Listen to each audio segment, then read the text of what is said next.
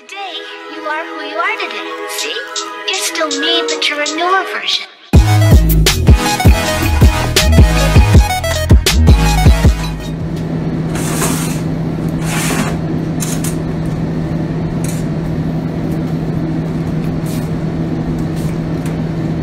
So we're going to be doing some jar work today, some inoculations with Agar and with some cultures as well.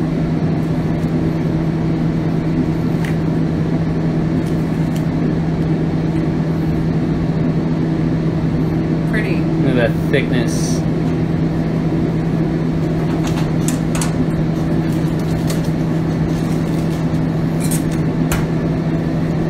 Sending waves to everyone. So for all of the jars, we have a mixed ratio of whole oats and popcorn with some gypsum and coffee. And then today we are rocking the injection ports and the funky filters. We're going to be using an 18 gauge hypodermic needle. We're going to be putting in some BMR liquid culture, home brewed. This is actually a prototype liquid culture for the kits that we're putting together. So we're actually going to be starting our full everything you need A through Z grow kit with a tub, filters, inoculant, jars, lids with injection ports, the substrate, everything you need. So this is what we're testing now for those kits.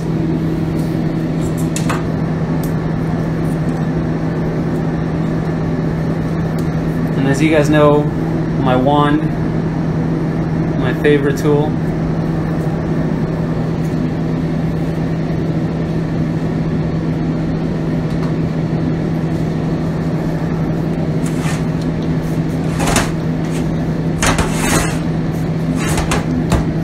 So I'm going to be also demonstrating how to inject a liquid culture into your jar for any of you that have not done this or are interested to learn how to do it.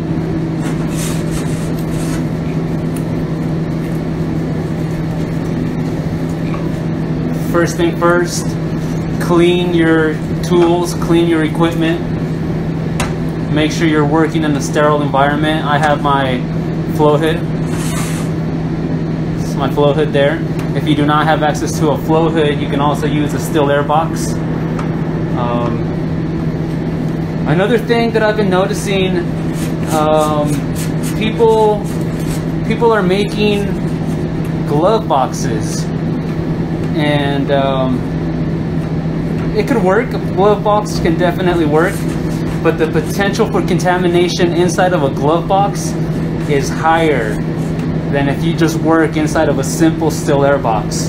And the reason being is that the glove box isn't a complete vacuum chamber. So every time you put your hands into the glove box and then you pull it out, the glove itself, so if you can imagine, when the glove comes in and out of the box, it's drawing suction and it's drawing particles into your tub.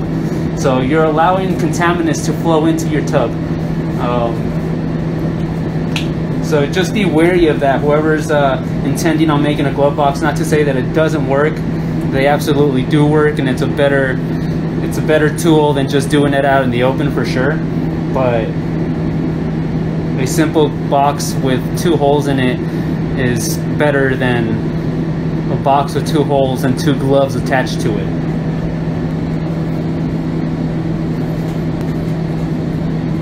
So here's our liquid culture. Once again, you can see it dancing in there, nice and healthy and thick. If you can keep these in the fridge, but also when you're keeping them in the fridge, they're dormant. So right before you're going to use them, make sure you pull them out for a couple hours before you actually inoculate, and give them a good shake.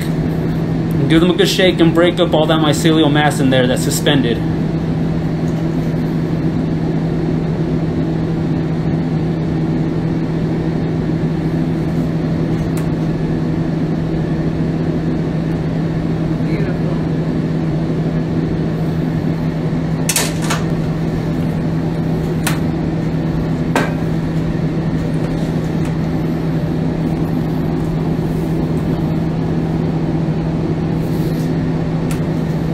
So here we go.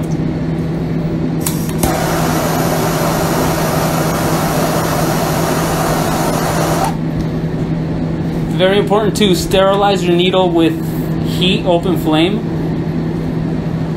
And then right before you're gonna squirt it into your jar, cool the tip of the needle down by giving it a very light squirt.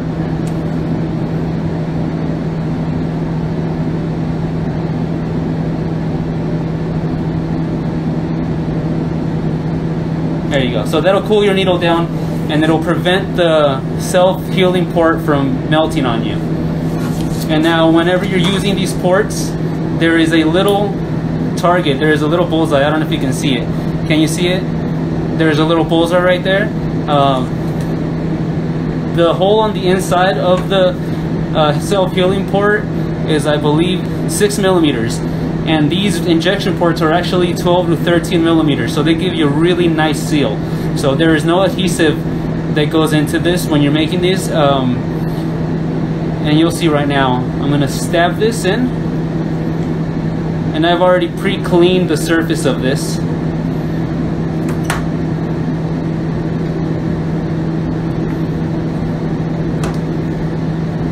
So here are my cc's. This needle is at 12 cc's. I'm going to use 2 cc's per jar, okay? And let's see if we can get this to show. I'm going to drip it down the side. And then after I drip it, I am not going to disturb it anymore. I'm going to let it drip and I'm going to let it rest.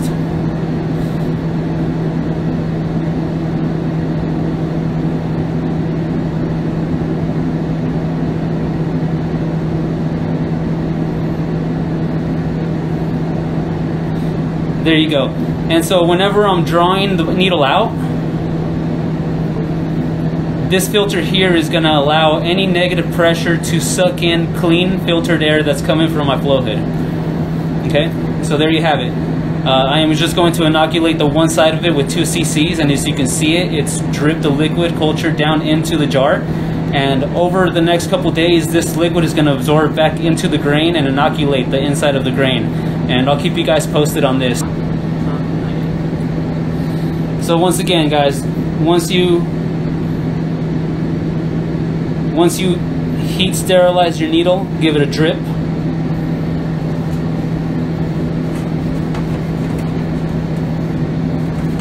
Hello everyone, thank you for joining. Bloomer said hello. Handle skills is on. Hey guys.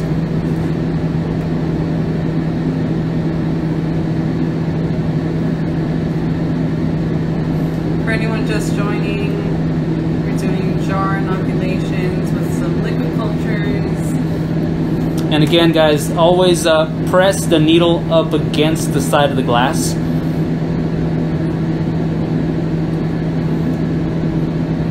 So here we go.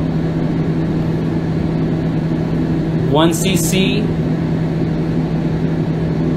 2 cc's.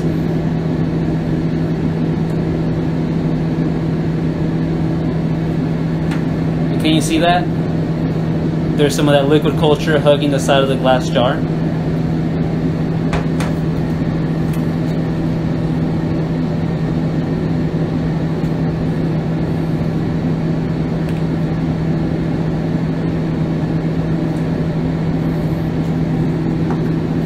All right. So that's it for the inoculation with the live cultures. And like I said, for those of you that are just joining, these are the hypodermic needles we're going to be providing in the Grow Your Own kits. We're actually going to push forward with the idea. We're going to be providing substrate and grain jars just like that with the self-injection, self-healing injection port, funky filters. More than likely, I'm going to be providing corn just because it's my favorite medium to grow in. You get the most rhizomorphic growth out of corn. So, done with the needle.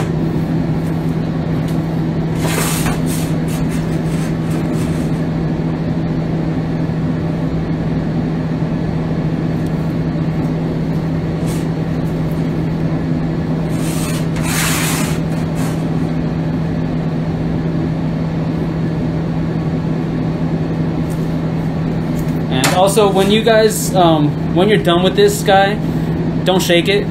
Let it be. Let that mycelium I guess heal itself. Let it recompose itself and let it soak into the grains. If you start shaking this all around, your results are going to be poor. Not to say that it's not going to work, but your chances of succeeding are much higher when you let the jar just do its thing and not shake it.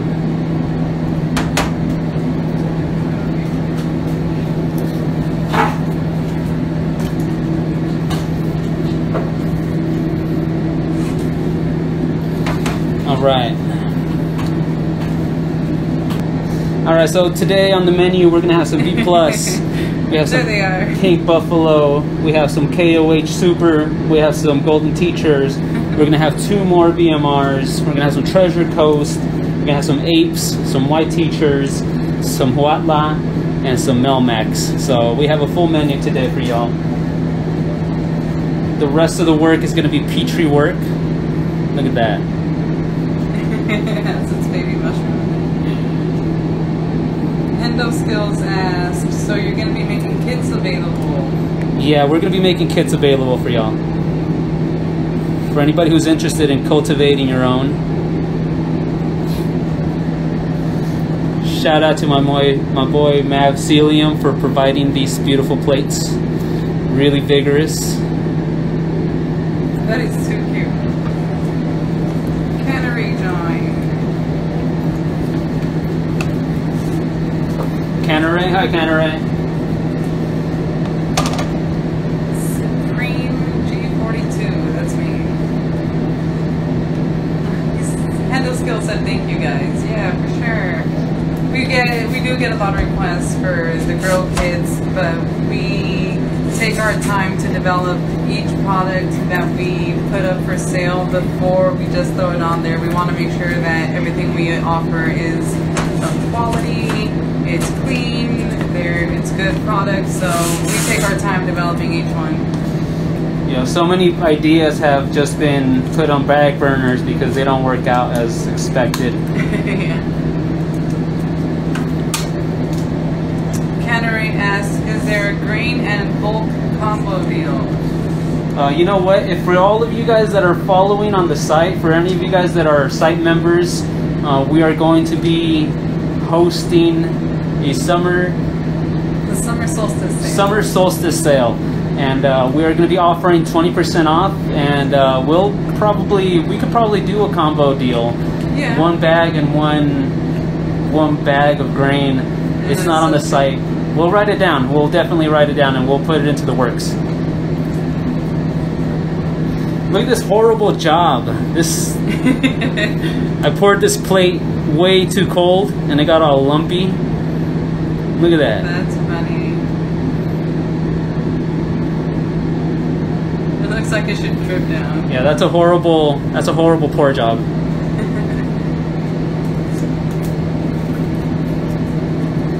Also about the summer solstice deal, it's going to go live June 20th.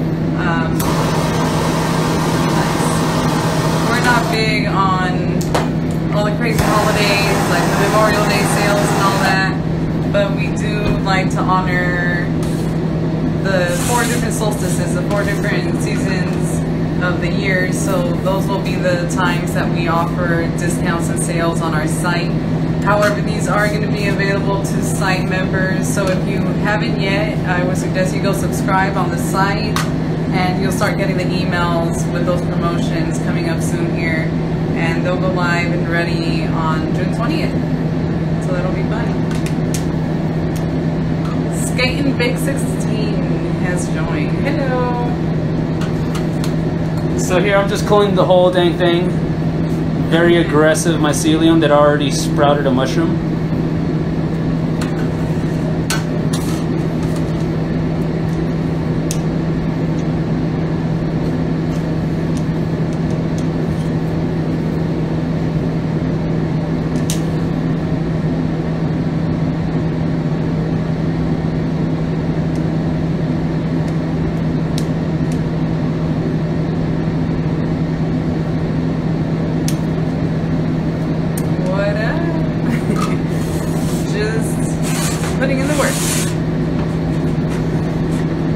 tip, guys, when you're working in front of the flow hood, always keep your sterile medium in front of your projects. This next one is a white teacher. Shout out to Sourdough Gardens. Amateur farmer asked, what kind of tape are you using to close them? We are using some Bemis Labs parafilm, laboratory film. I believe this one comes sterile out of the box. It is the best. Gordy said, what's up, bro? Spreading knowledge. I love it. What's up, Gordy? Ellie Bella, is that how you say that? Ellie Bella. Is grain to grain a good method? Yeah, grain to grain is a great method. I just don't. How do I phrase this? Grain to grain is a great method, but I choose not to grain to grain from jar to jar. So I don't keep a master jar. I keep master plates. This is way more efficient for me because I could just have a stack of plates. So I'll just have a stack of plates, right? And these are all my master plates. So from these master plates, from any given plate, I can make up to 12 jars, right? Whereas if you have a grain to grain jar, you can make about 10 of them, but every time you open your jar, anything that could be on the lip of the jar can get into your grain and contaminate it, and you'll never know because you'll have a colonized grain jar, and if you have contamination in here and you start spreading it everywhere, you might get hit with contamination on all of your projects and you'll never know it because you have a healthy look in mycelium thing here, right?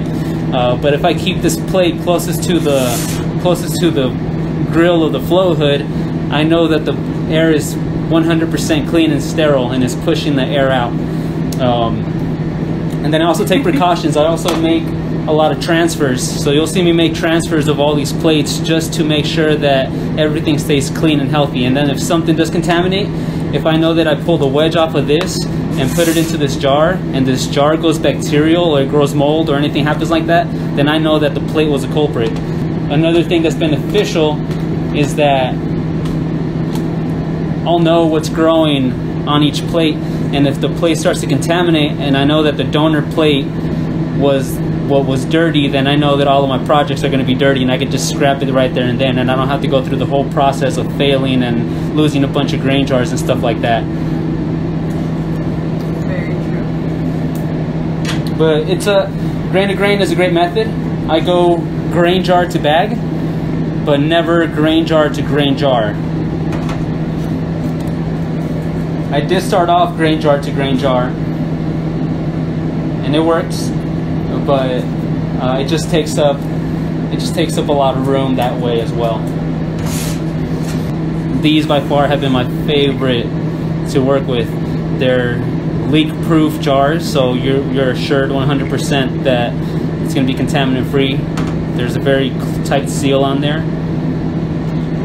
Canneray asked, do the grain bags we offer have injection ports? No, so they do not have injection ports. We are working on that. It's just that our supplier has been MIA. Even I can't get a hold of bags right now. So right now I'm working off of back stock that we've acquired over the last few months. But as soon as our supplier goes back online after this whole quarantine thing, we will be investing into some injection port bags and providing those on our site. I do know it's a little bit easier, but you know, even with the bag, you can get away with inoculating a bag and then just tying it off with a zip tie and it'll do just as good. For now, we will be providing the injection for just the jars. We're going to put those up on the site soon. We've been testing the funky filters. 7 Score said you can make injection ports on bags with RTV if you really need. Yes, I am aware of that. The problem with that is we ship them. So if the RBT slips or the RTB slips and it falls off, you know, I don't want to be providing a faulty product. So that's why I do want to reach out to the supplier and get the real thing. Amateur Farmer said they are amazing lids. Thank you. Thank you, bro. We've tried a few different things and made adjustments until we found something that works.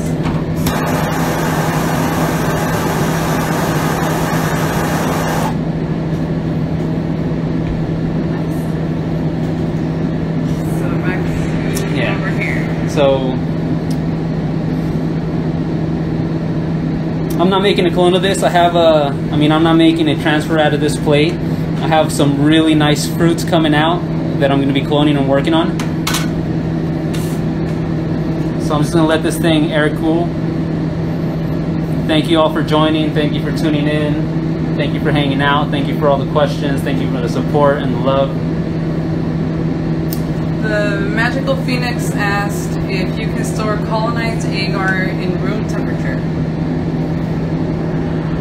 You can, but its lifespan is limited. So if the mycelium is in room temperature, it will continue to grow until it grows out of the plate, just like you see here. So this plate has been kept at room temperature, and it'll just keep growing until it runs out of room, and eventually it's going to stall out, and then it's going to try to pin on you. Then it's going to try to create fruits inside of the plate, and that's not necessarily a bad thing.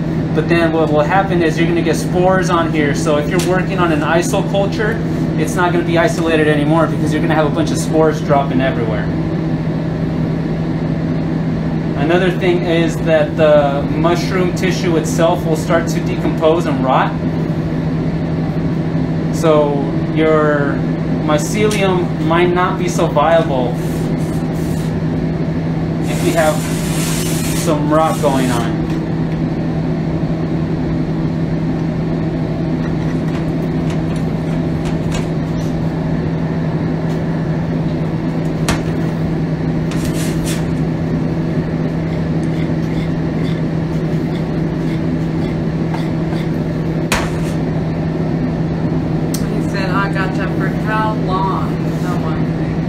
Usually about 2 to 3 months is a good lifespan for a plate, but if you store it in the fridge, it'll keep up to a year.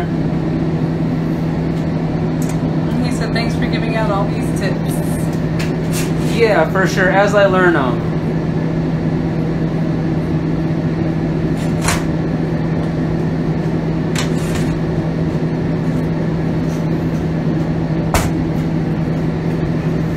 I had a great mentor coming into this.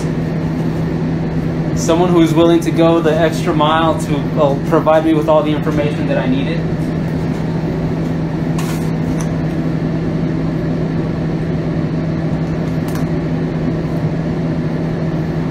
So the Magical Phoenix said, I stored in the fridge and noticed there's a lot of moisture on the lids.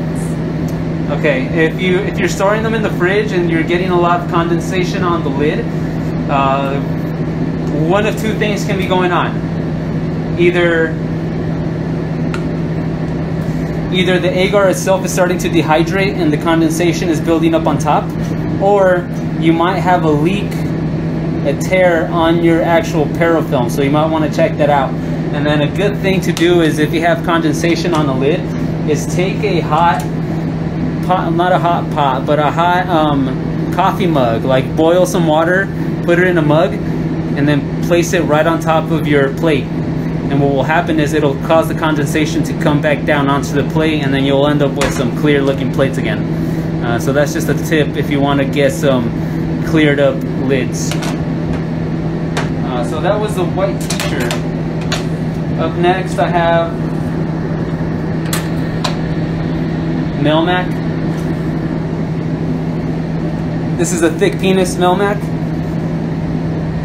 This one came from a good friend out in New Jersey. Someone who doesn't even come onto IG. I don't even believe they have an Instagram account. Wish you would. Yeah, I wish you would too. someone that's in cahoots with a really reputable grower.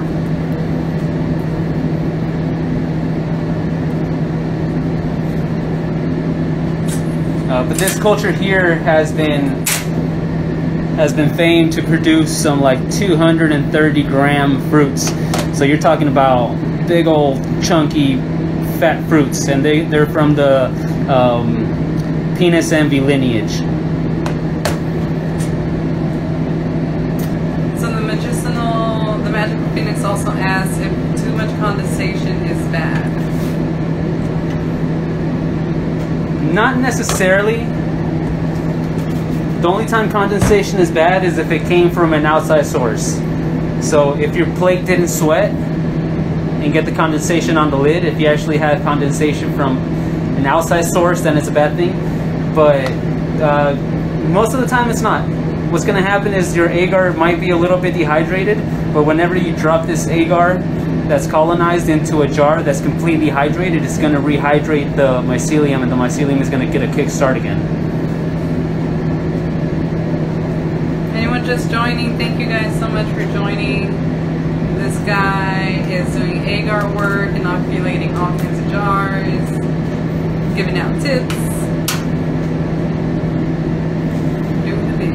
Tip of the day, drink a lot of water. It's hot. Do you want some water?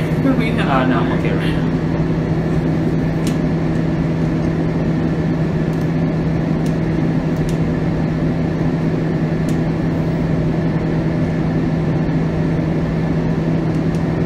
As someone who's always watching this guy do this part, the knife work, I always find it fascinating that he doesn't drop this agar all over the place. I feel like I would make such a mess of things.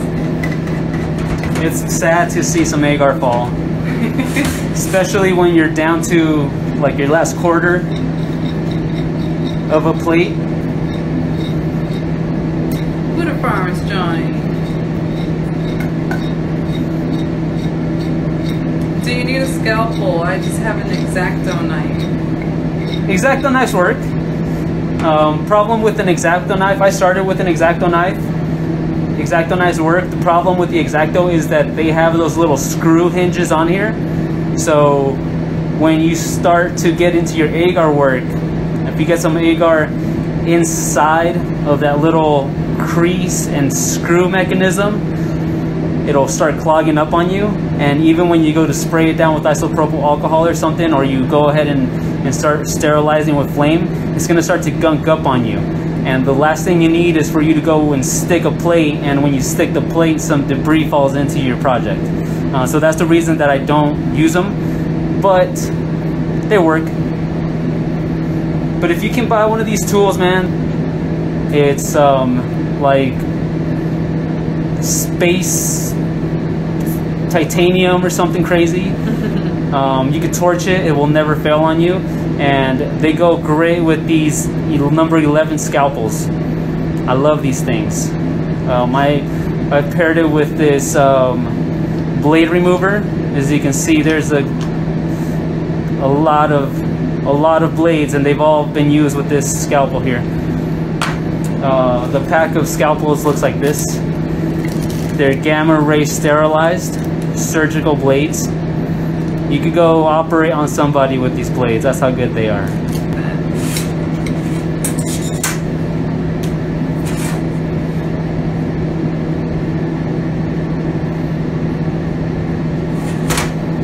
Cannery asked if he would still be able to use a syringe on our bags. Yes, you can still use a syringe on the bag. So let's just say this is the bag. So if this was a whole bag here, and you have your micropore filter up here, your Tyvek filter up here, which they come with, what you will do is you will wipe it down, completely wipe it down with some alcohol, and then put a piece of duct tape over this, wipe the alcohol down, wipe the duct tape down, stick another piece of duct tape on there, wipe it down, stick another piece. So once you have 2 layers of duct tape, you proceed to inject it. After you've injected it, stick the needle into the bag and then like angle it down so that the needle is pressed up against the plastic but not stabbing back through. And then proceed to inject and let the cc's run down the side of the bag so that they sit at the bottom of the grain bag. And when you're done, when you pull it out, just tape it with another little patch of duct tape just to keep everything sterile. So you can definitely use a needle with the bag. There's no problem there. Only downside is the bag won't be usable for a second run just because it'll be stabbed and it won't be heat proof anymore due to the duct tape not being sterilizable. Hearing what I do. He really does.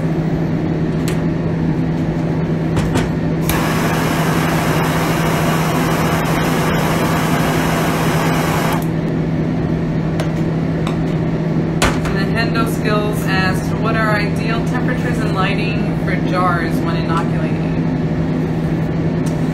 For inoculating, what you see here, but if you're talking about colonization, regular lights are fine. If you want to put your jar on top of your fridge, just whenever you go into your fridge and your lights are on in your fridge, just regular operating hours, I guess. As far as wattage is concerned, it's not so detrimental like marijuana where you want to keep high lumens on them. Just regular lights are fine. 60-watt light bulb lights, incandescent lights, LED lights if you want.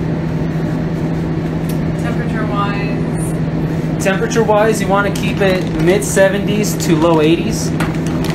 You do not want to go any higher than 80 and any lower than like 72. Look at that pretty piece of work right there.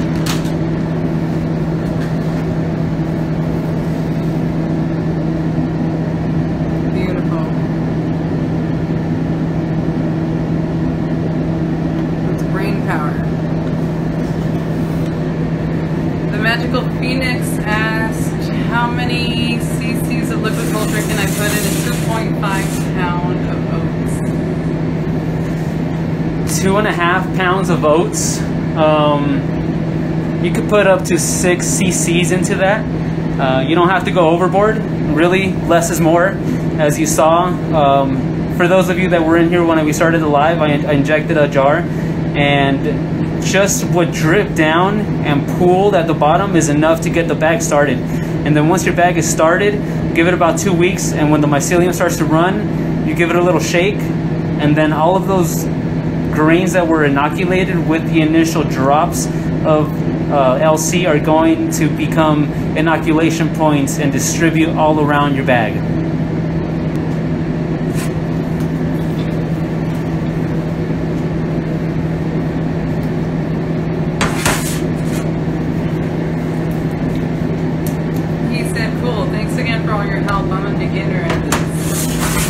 Awesome, man.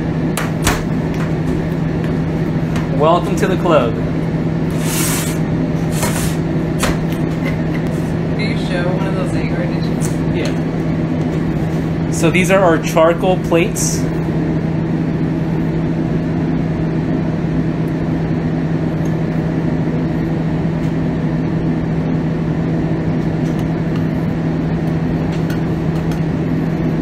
Here's a better shot. Those are so cool. Look at those particles in there. That's actual charcoal. That's not food coloring.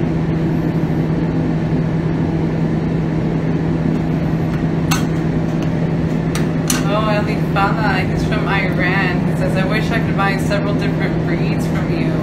Thank you for joining us from Iran. That's pretty sweet.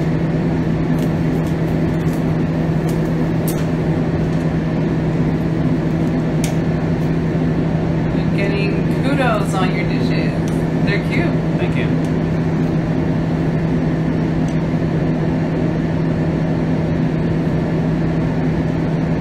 Am I blocking? No.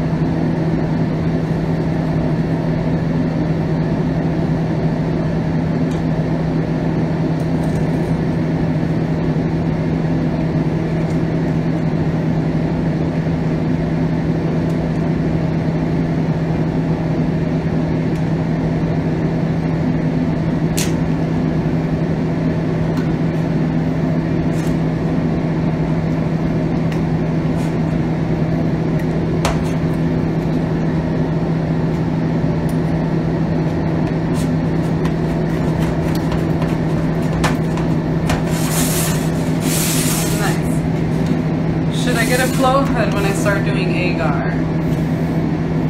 If you can afford it, I would say yes, but it's absolutely not necessary.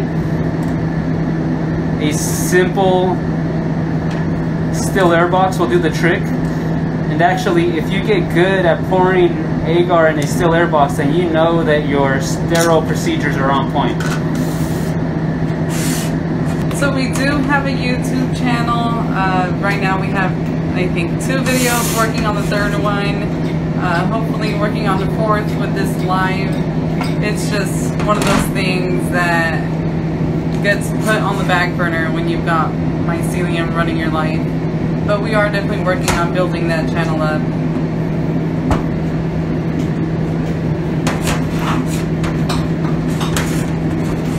I think there was another question. So, oh, what's the charcoal do? So the charcoal works almost like an antibiotic. Antibiotic, yes, there you go. So it's almost like an antibiotic. It will absorb bacteria and it'll allow for some healthy mycelial growth. So if you're cloning fruits, you could definitely use the charcoal to aid you in that. Let me show you just how well it works.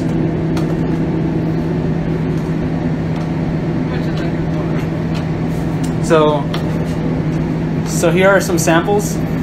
As you can see, there's some bacterial growth there, but you can see that it didn't overrun the plate. Usually when you have a bacterial plate, it'll just overrun the whole thing.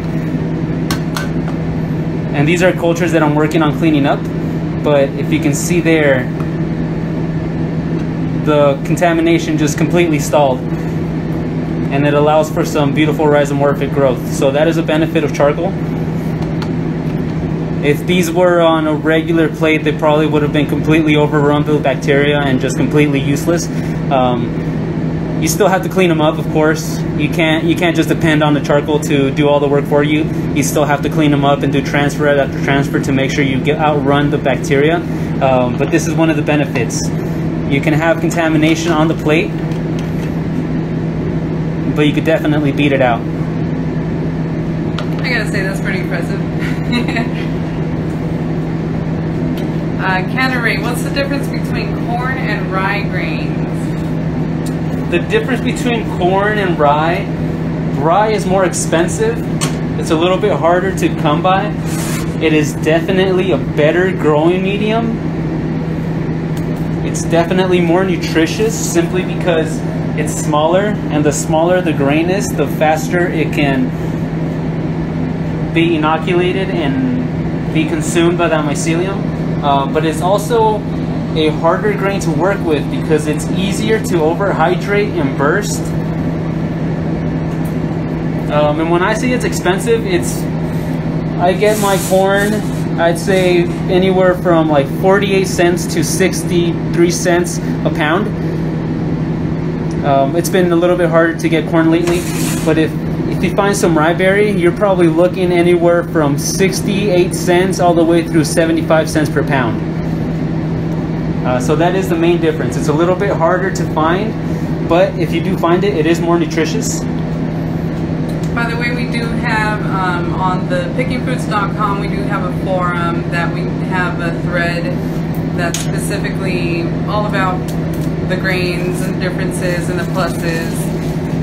So there's a lot of details in there that could answer some questions, and not just about corn or rye, but multiple other grains as well. Nacho, I'm not sure how to say that. Nacho No Chill said, you guys don't have hands-on classes, question mark? We will be offering one-on-one consultations through some video format, maybe like Skype or Zoom or something. So that is in the works. So this is just oats here. As you can see, it works very well. We really have better lighting than that. I'm not sure what's that. Yeah, I don't know what's up with that. Oh, I know.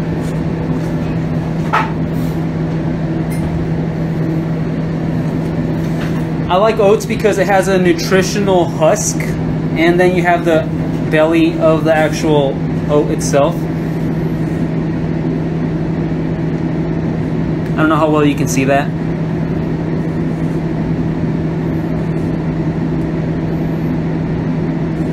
The mycelium likes it as well. Pretty. So here is a jar of straight up corn. Equally beautiful. Look at that growth.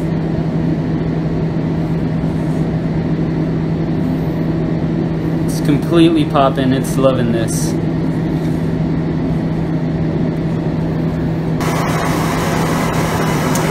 That beautiful growth, it is really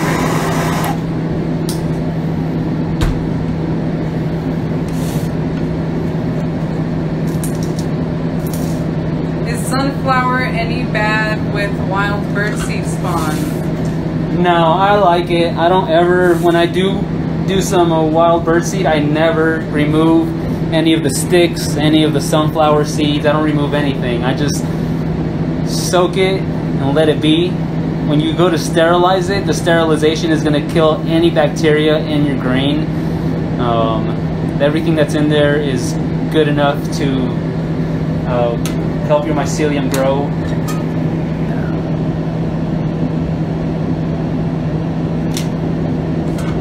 Hi, people joining. This guy's just doing some agar work. Hold on, let me see that. Cute. Those charcoal plates look so cool. 109 in Vegas. Wow. Fun. Yo, they're trying to bake us, y'all. He said, wow, it's only 70 here in the East Coast. That's when I want to be in the East Coast, is during this time of the year. Aw, he says his plants are so sad, man. I can only imagine. Yo, my plants are so sad too. We try so hard. We have to water them like 3 times a day. I'm not running any indoor this year. I'm trying to do everything outdoors. It's sad. I popped like 12 beans and only 3 of my girls made it. Everyone else wilted. Yeah. So sad. And they were like really quality beans, really good quality beans, and they're gone. So thank you all for joining. Thank you for your questions. Thank you for the love. Thank you for the support. We appreciate all of you guys. Stay tuned. Appreciate y'all. Love y'all. Thank you.